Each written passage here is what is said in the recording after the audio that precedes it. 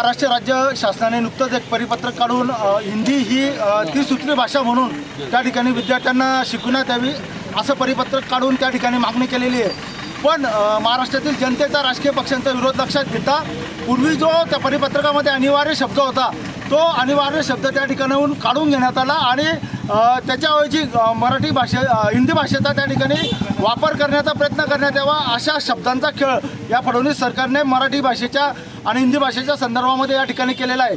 आधी ज्या महाराष्ट्र राज्यातील मराठी शाळांची अवस्था अत्यंत दयनीय अशी आहे, त्यातल्या त्यात हिंदी इंग्रजी माध्यमाच्या शाळांमध्ये मराठी भाषा ही दुय्यम भाषा म्हणून अद्यापही महाराष्ट्रातल्या इंग्रजी माध्यमाच्या शाळांनी त्या ठिकाणी स्वीकारलेली नाही आहे।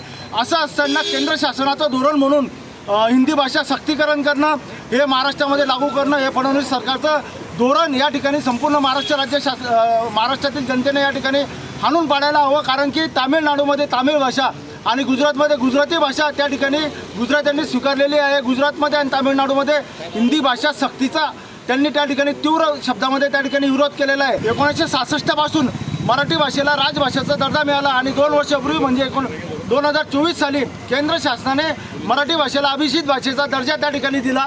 असं असताना महाराष्ट्र राज्य शासन या मराठीच्या विरोधामध्ये उठलेलं आहे, जो अत्यंत घाणेरडा प्रकार या ठिकाणी आहे।